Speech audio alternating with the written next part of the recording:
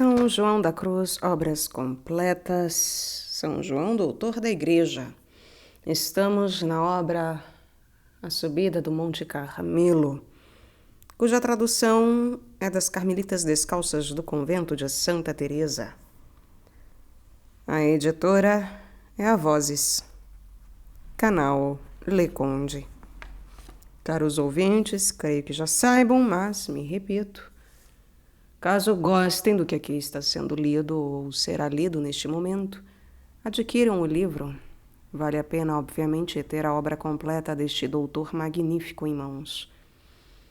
E caso gostem do meu trabalho, possam, devam e queiram auxiliá-lo, e se é possível via Pix, PayPal, Apoia-se e Vaquinha.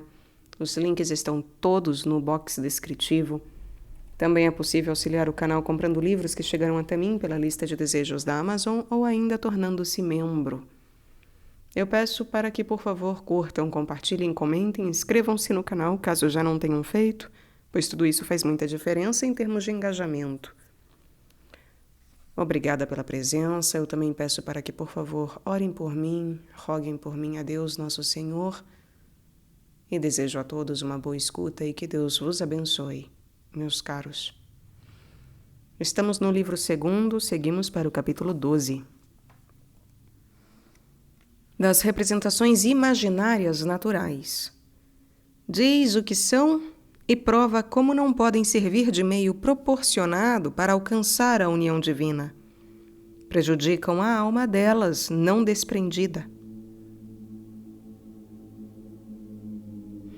Antes de tratar das visões imaginárias, apresentadas sobrenaturalmente aos sentidos interiores, que são a imaginação e a fantasia, convém, para proceder com ordem, falar aqui das representações naturais desses mesmos sentidos interiores. Passaremos deste modo do menos ao mais importante, do exterior ao interior, até penetrarmos no íntimo recolhimento, onde a alma se une com Deus. É este, afinal, o método que vimos seguindo até aqui. Quando tratamos, no livro 1 da Noite do Sentido, induzimos a alma a despojar-se dos conhecimentos naturais provenientes dos objetos exteriores e, em consequência, das forças naturais dos apetites. Demos início ao desapego das apreensões exteriores sobrenaturais que caem sob o domínio dos sentidos externos, como no capítulo precedente acabamos de fazer, para assim encaminhar a alma à noite do espírito. E neste segundo livro, primeiramente, se nos apresenta agora o sentido corporal interior, isto é, a imaginação e a fantasia. Devemos igualmente esvaziá-lo de todas as formas e conhecimentos imaginários que neste sentido interior possam naturalmente entrar.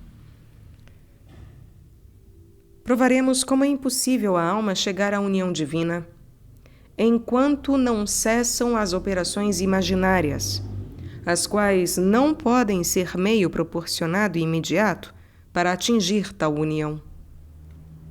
Referimo-nos aqui aos dois sentidos corporais interiores, chamados imaginação e fantasia. São conexos e prestam-se mútuo auxílio.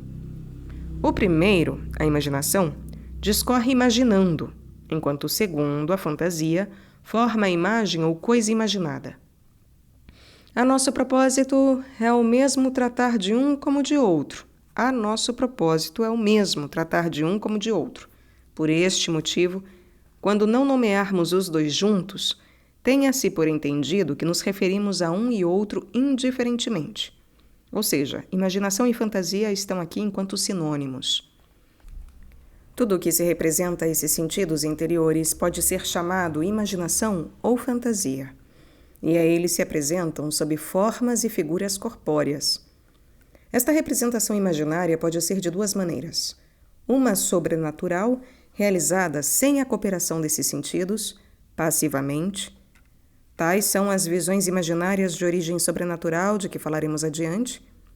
E a outra é a natural, e se produz ativamente, pela própria habilidade do sentido interior, sob forma de figuras e imagens. Assim, a estas duas potências cabe exercitar a meditação, ato discursivo que se utiliza de imagens, formas e figuras oferecidas pelos ditos sentidos, como, por exemplo, imaginar Jesus Cristo na cruz ou atado à coluna, ou noutro passo da paixão, ou figurar a Deus sentado num trono com grande majestade, ou ainda representar a glória como uma luz deslumbrante, ou afinal formar qualquer outra concepção imaginária, seja de ordem divina ou de ordem humana. Nenhuma dessas representações ou imaginações serve de meio próximo e proporcionado para a união divina. Portanto, deve a alma despojar-se de todas elas e ficar na obscuridade em relação ao sentido interior, da mesma forma que já dissemos a respeito das apreensões recebidas pelos 5 sentidos exteriores. A razão disto é a seguinte: a imaginação não pode fabricar ou imaginar coisa alguma que lhe não seja fornecida pelos sentidos exteriores, isto é, que não tenha visto ou ouvido, etc. A imaginação não pode fabricar ou imaginar coisa alguma que lhe não tenha sido fornecida pelos sentidos exteriores, isto é, que não tenha visto ou ouvido, etc. Quando muito, poderá formar interiormente imagens que se assemelham ao já visto, ouvido ou sentido. Porém, tais semelhanças não poderão ser superiores nem iguais à realidade das coisas percebidas pelos sentidos externos. Com efeito, se alguém imaginar palácios de pérolas e montes de ouro, porque já viu ouro e pérolas, não chegará tudo aquilo a igualar o valor verdadeiro de uma pérola ou de um pouco de ouro, mesmo que a imaginação figure com muito concerto grande quantidade. Como todas as realidades não podem ter proporção alguma com o ser de Deus, segundo já temos dito, podemos deduzir que tudo quanto se quiser imaginar a semelhança delas não pode servir de meio próximo para a união com Ele. Antes, será obstáculo. Afastam-se muito de Deus os que o representam sob qualquer forma, seja como fogo consumidor, ou luz esplêndida, ou outros aspectos, imaginando achar nestas imagens alguma semelhança do que ele é. Certamente são necessárias aos principiantes tais considerações e maneiras de meditação, para enamorar-lhes a alma e nutri-la pela via do sentido, como explicaremos depois. Servem assim de meios remotos para a sua união com Deus, e por eles passam ordinariamente as almas, até chegar ao fim e estabilidade do repouso espiritual. Mas não se entende que seja de modo a se deterem nesses meios e neles ficarem estacionárias. Seria jamais chegar ao fim, que é muito diferente dos meios, e nada tem a ver com eles. Assim, os degraus de uma escada nada têm de comum com o termo ou a subida, o alto da subida, para a qual são apenas meios. Se uma pessoa quisesse subir a escada sem ir deixando atrás os degraus à proporção que sobe, e ficasse parada em algum degrau, então jamais chegaria ao aprazível plano superior ao qual conduz a mesma escada. Portanto, a alma desejosa de chegar nesta vida à união daquele sumo bem e descanso há de passar todos esses graus de considerações, formas e notícias e elevar-se acima deles. Pois não tem semelhança alguma com Deus, termo e fim a que encaminham. Assim o declara São Paulo nos Atos dos Apóstolos. Não devemos pensar que a divindade é semelhante ao ouro ou à prata, ou à pedra lavrada por arte e indústria do homem. Enganam-se muitos espirituais sobre esse ponto. Após se exercitarem por meio de imagens, formas e meditações convenientes aos principiantes, o Senhor lhes oferece bens mais altos, mais interiores e invisíveis, subtraindo-lhes o gosto e consolação que encontravam na meditação discursiva. E eles não querem, nem ousam, nem sabem desprender-se inteiramente desses meios sensíveis aos quais estão acostumados. Ao contrário, esforçam-se por conservá-los e continuam a querer usar das considerações e representações, persuadidos de que devem agir sempre desse modo. Esforçam-se muito e acham pouco ou nenhum fruto em seus exercícios. Antes, quanto mais trabalham, mais se lhes aumenta e cresce a secura com muita perturbação e fadiga para a alma, porque não podem mais encontrar o que desejam naquele primeiro modo tão sensível. O espírito não gosta mais de saborear aquele manjar. Precisa de outro mais delicado e interior, ao mesmo tempo menos sensível, que não consiste em trabalhar com a imaginação, e sim em deixar a alma na quietação e repouso, o que é mais espiritual. Quanto mais progredir neste caminho do espírito, mais diminuirá a operação das suas potências com relação aos objetos particulares. Um só ato simples e geral substituirá então o trabalho das potências, porque a alma chega, afinal, ao termo para onde tendia anteriormente. Os pés do viajante se detêm ao terminar a jornada. Se tudo constituísse em andar, jamais se chegaria ao destino. E se tudo fosse em meios, quando, pois, se gozaria do fim? É digno de lástima ver muitos espirituais cujas almas aspiram a este sossego e repouso da quietação interior, onde se enchem de paz e fartura divina, que, em vez disso, andem em desassossego, querendo trazer suas almas ao mais exterior, para percorrerem o caminho já andado, sem nenhuma razão. Obrigam-nas a deixar o repouso do termo para retomar os meios que conduzem a ele, isto é, as considerações. Ora, isto não se faz sem uma grande repugnância e desgosto da alma, desejosa de estabelecer-se nesta incompreensível paz, como em seu próprio centro, do mesmo modo que sentiria muita pena quem fosse obrigado a trabalhar depois de ter com grande esforço chegado ao descanso. Essas pessoas, ignorando o mistério desse novo caminho, pensam estar ociosas sem fazer nada, e por esta causa se agitam e perturbam. Experimentam em vão formar considerações e raciocínios, mas longe de excitarem a devoção sensível, procurando um proveito que lhes foge, só encontram aridez e angústia. Podemos dizer, quanto mais insistem, menos aproveitam, porque, obstinando-se no emprego desses meios, perdem tudo e retiram a alma da paz espiritual. Deixam o mais pelo menos, tornam a andar o caminho já percorrido e querem fazer o que já está feito. A essas pessoas se há de dizer que aprendam a permanecer com atenção e advertência amorosa em Deus.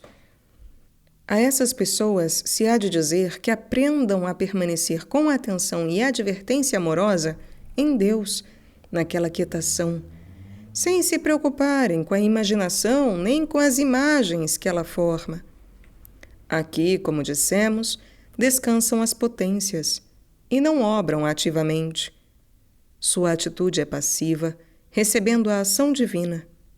Se algumas vezes trabalham, não é com esforço, nem por via discursiva, mas com suavidade de amor, e mais movidas por Deus do que por sua própria habilidade.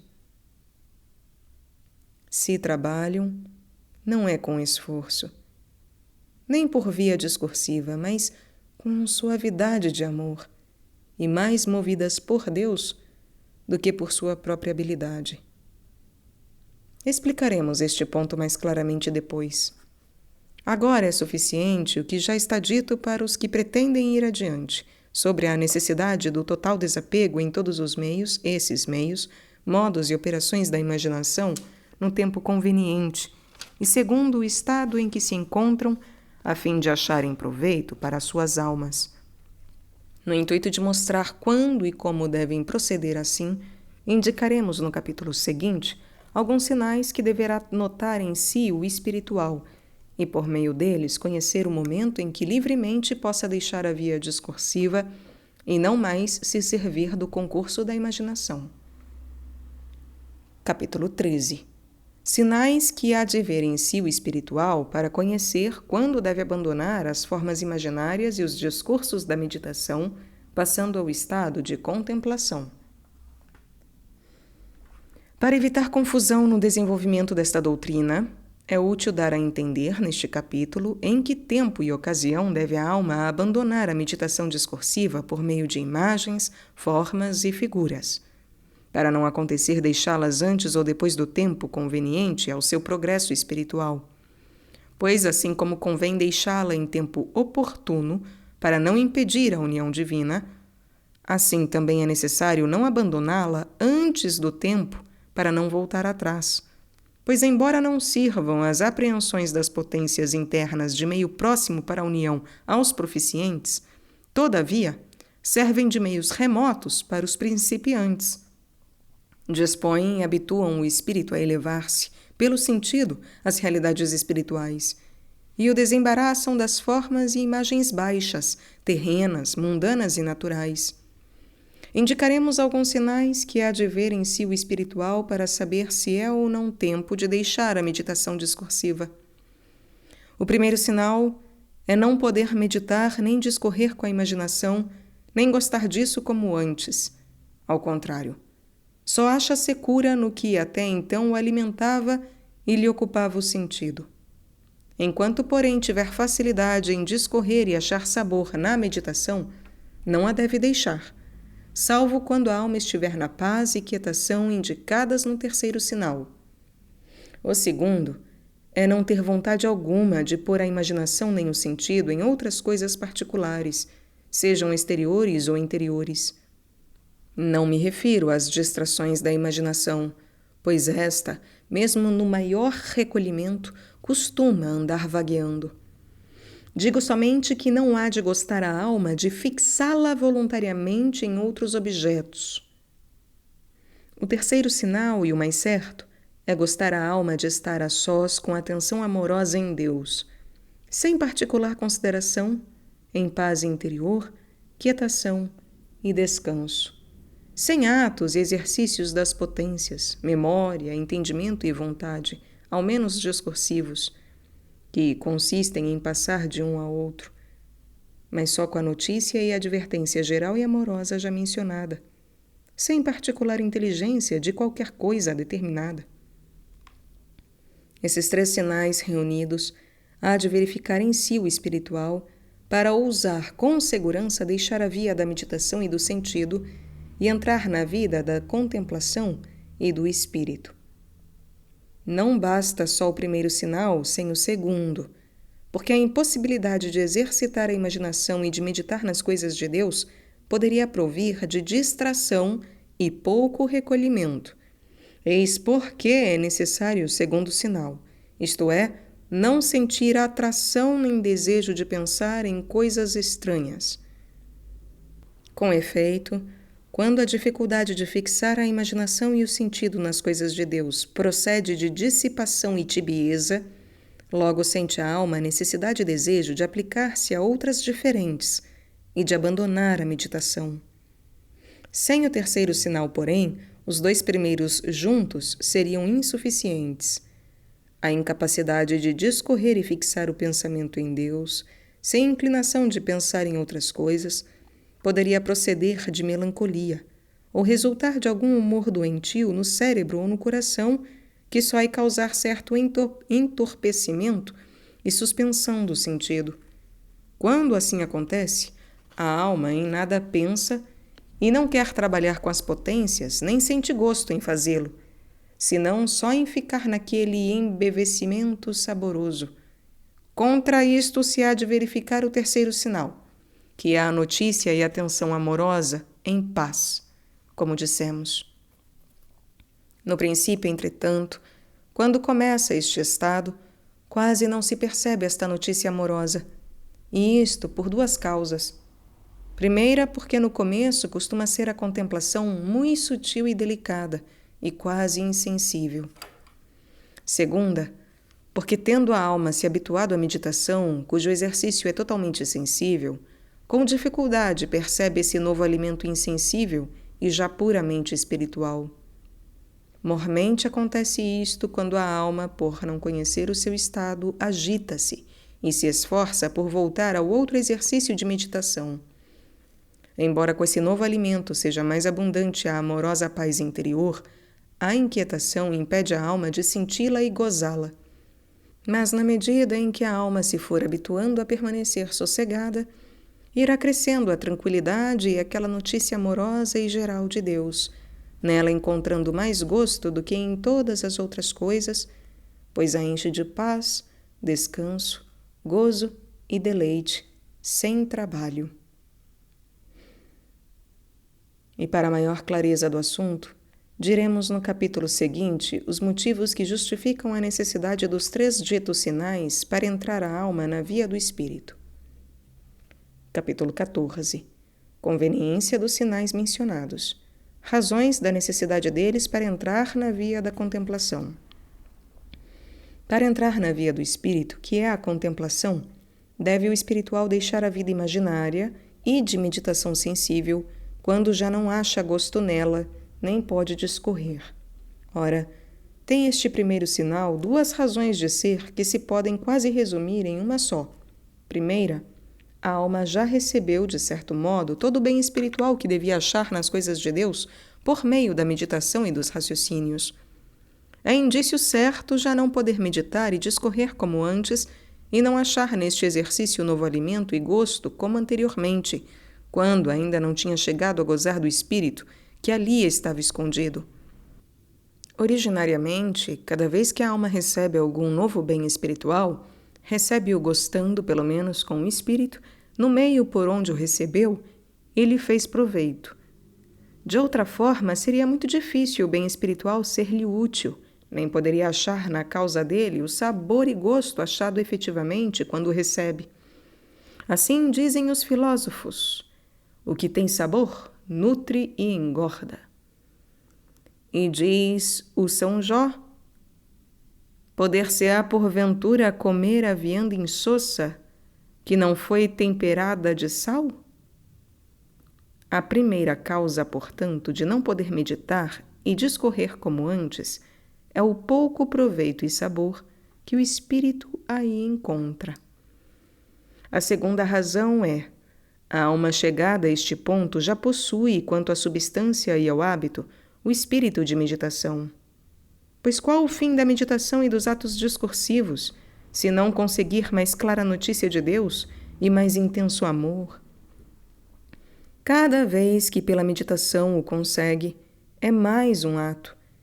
E como a repetição dos atos gera hábito, assim muitos atos dessas notícias amorosas chegam com a prática a se tornar tão contínuos que se transformam em hábito para a alma.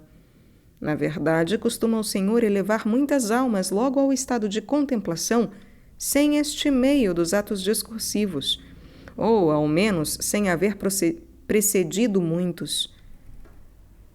E assim, o que a alma outrora conseguia pela aplicação laboriosa de suas potências e pelos conhecimentos distintos, torna-se pela repetição hábito e substância de notícia amorosa geral, não distinta nem particular como antes.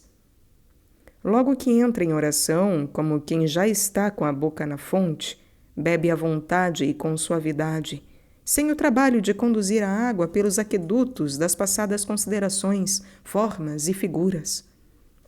E assim, logo em se pondo na presença de Deus, acha-se naquela notícia confusa, amorosa, pacífica e sossegada, em que vai bebendo sabedoria, amor e sabor. Por esta causa, a alma sente extrema repugnância e muito sofrimento quando querem arrancá-la dessa quietação e constrangê-la ao trabalho da meditação de assuntos particulares. Acontece-lhe como ao menino que, estando a receber, sem trabalho seu, o leite encontrado no peito materno, chegado e junto à boca, tiram-lhe o peito e querem que torne a procurá-lo com os seus próprios esforços. Sucederia ainda à alma como àquele que, tendo descascado o fruto, lhe saboreia a substância. Se o obrigassem a deixar para tornar a tirar a casca, nem provaria o sabor da substância, nem acharia mais a casca. Seria semelhante nisto a quem deixa a presa que tem pela que não tem. É o erro de muitos que começam a entrar nesse estado. Pensam que tudo consiste em discorrer e entender coisas particulares por meio de imagens e formas, que são a casca do espírito. Como não as acham naquela quietação amorosa e substancial desejada pela alma, e não entendem coisa clara, julgam perder tempo e voltam a buscar a casca das imagens e dos discursos, e em vão o fazem, porque já foi tirada. E assim não gozam da substância, nem tiram fruto da meditação, e perturbam-se pensando que se atrasam na vida espiritual e estão perdidos. Na verdade, estão perdidos, embora não como eles supõem, pois se perdem aos próprios sentidos e àquele primeiro modo de sentir e entender, e, portanto, vão ganhando no espírito recebido. E quanto menos forem entendendo, mais profundamente irão penetrando na noite do espírito, de que neste livro tratamos, pela qual hão de passar para chegar à união com Deus, acima de todo saber. Pouco há que declarar sobre o segundo sinal. É evidente que a alma, chegada a este ponto, necessariamente não há de apreciar outras imaginações diferentes e mundanas, pois, pelas razões apontadas acima, não acha gosto mesmo nas que são de Deus, bem mais conformes ao seu estado atual. Entretanto, não o esqueçamos, até no meio desse recolhimento, a inconstância da imaginação costuma fatigar a alma contra o gosto e a vontade desta, que, longe de aderir a tais divagações, sente pesar por ver a sua paz e gozo perturbados. A respeito da conveniência e necessidade do terceiro sinal para se deixar a meditação, isto é, da notícia ou advertência geral e amorosa em Deus, creio não ser preciso dizer mais coisa alguma aqui, pois já o declaramos ao falar do primeiro sinal. Além disso, voltaremos a este assunto depois de tratarmos de todas as apreensões particulares do entendimento. Limitar-nos-emos, no momento, a expor uma só razão que mostra claramente porque esta notícia amorosa geral de Deus é necessária para o contemplativo poder abandonar a via da meditação discursiva.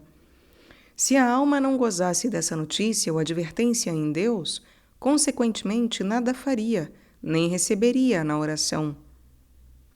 Com efeito, de um lado, abandonando a meditação mediante a qual trabalha discorrendo com as potências sensitivas, e de outro lado, faltando-lhe a contemplação, isto é, a notícia geral de que falamos, na qual a alma tem ocupadas as suas potências espirituais, memória, entendimento e vontade, unidas nessa mesma notícia já operada e recebida nelas, faltar-lhe-ia necessariamente todo exercício acerca de Deus, porque a alma não pode agir nem receber senão por meio das potências, sensitivas ou espirituais. Como já dissemos, é mediante as potências sensitivas que pode discorrer e buscar ativamente as notícias dos objetos, e por meio das potências espirituais é que pode gozar do objeto das notícias já adquiridas, sem mais o laborioso trabalho discursivo. A diferença entre o exercício de umas e outras potências é a mesma que existe entre trabalhar e gozar do trabalho já feito, ou entre ir recebendo e aproveitar-se do recebido, ou a mesma existente entre a fadiga de uma longa caminhada e o repouso de quem chega ao termo, ou ainda entre estar alguém guisando a comida ou saboreando-a já guisada e mastigada, sem mais nenhum trabalho da sua parte, ou, enfim, entre receber e aproveitar do recebido. Se a alma, pois, não exercitasse as suas potências sensitivas na meditação, ou se as suas potências espirituais não estivessem presas à notícia simples e geral, que é a contemplação, mas permanecesse ociosa quanto à obra de umas e outras potências, não saberíamos dizer como e em que coisa poderia estar ocupada. Logo, é necessária essa notícia amorosa para poder o espiritual deixar a via da meditação discursiva.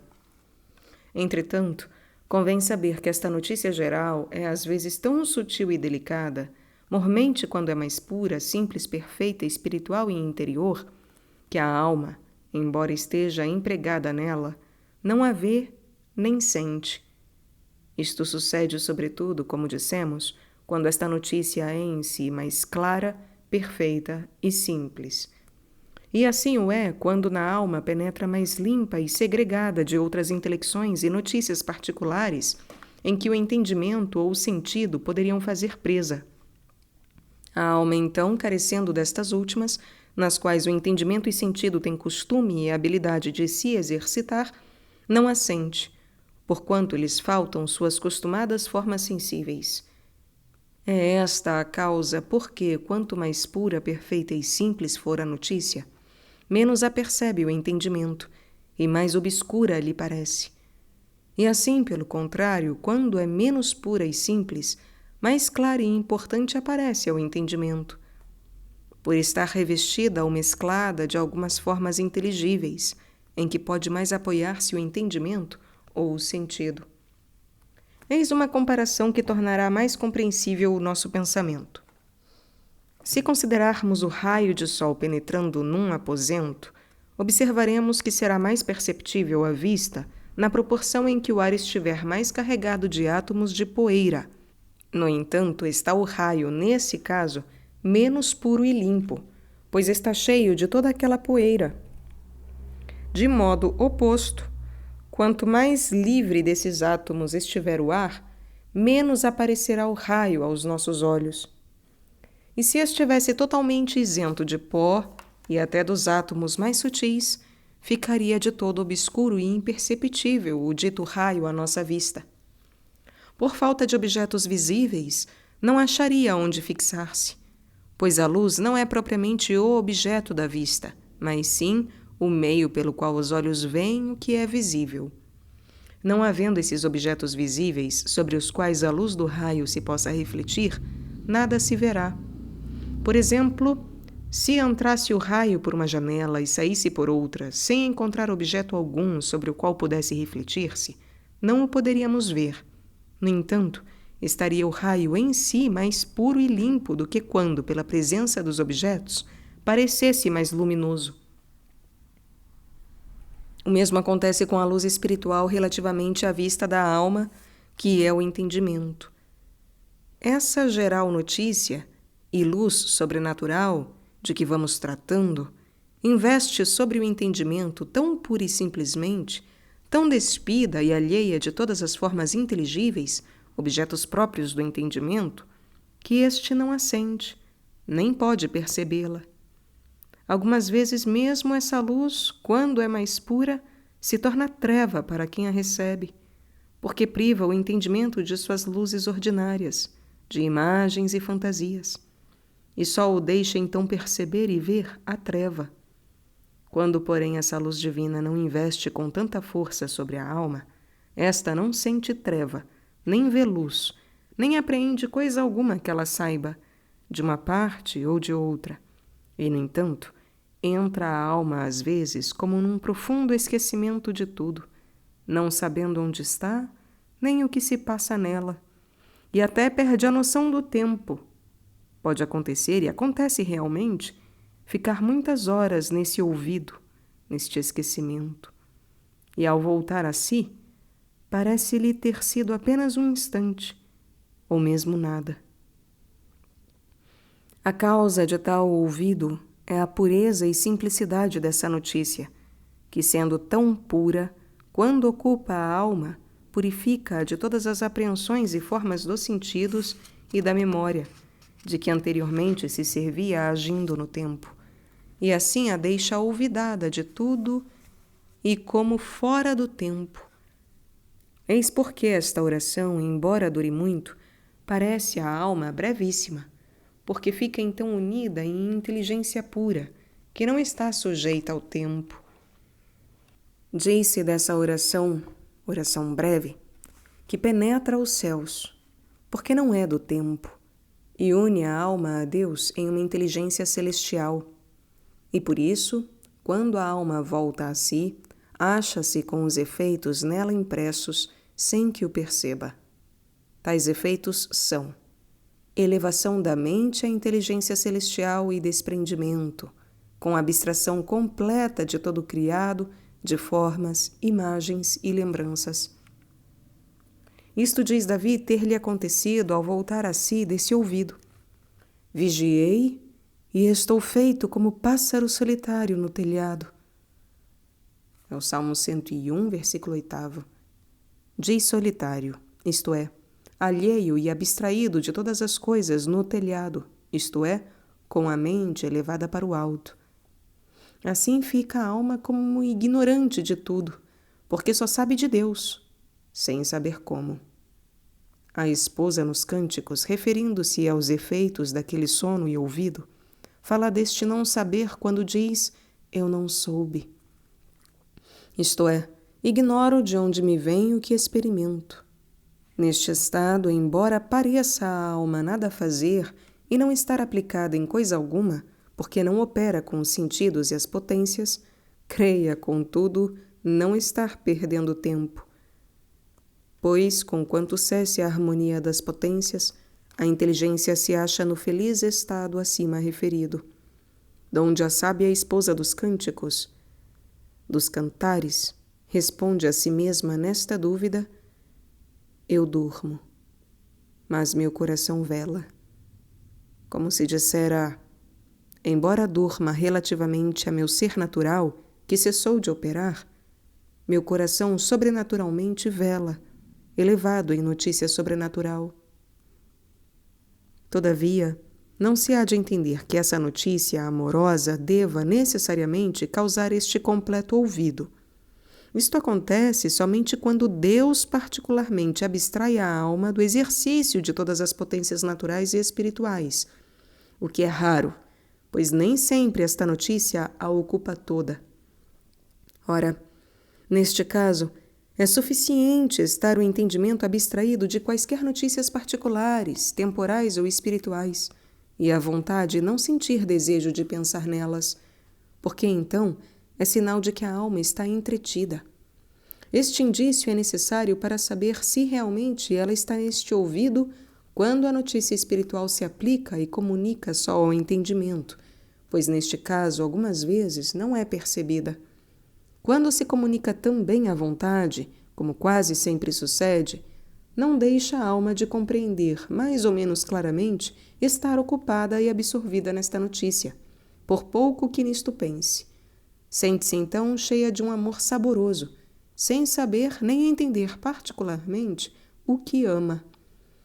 Por isso é denominada notícia amorosa e geral, porque assim como a recebe o entendimento em comunicação obscura, do mesmo modo sucede a vontade na qual infunde amor e sabor confusamente, sem compreender com clareza o objeto do seu amor. Sejam suficientes por ora estas explicações para dar a entender à alma como há de estar ocupada com esta notícia, para poder deixar a meditação discursiva e para ter segurança de estar então muito bem ocupada, embora lhe pareça nada fazer, desde que veja em si os ditos sinais. A comparação que fizemos do raio deve igualmente ter deixado esclarecido este ponto. Se a luz da notícia amorosa se apresenta mais compreensível e palpável ao entendimento, como aparece aos nossos olhos o raio do sol, quando mais carregado de átomos de poeira, não é motivo, então, para a alma julgá-la mais pura, subida e clara. Pois, segundo Aristóteles e os teólogos, quanto mais alta é a luz divina e mais sublime, tanto mais obscura e confusa se torna para o nosso entendimento. Há ainda muito a dizer, tanto dessa divina notícia em si mesma como dos seus efeitos nos contemplativos.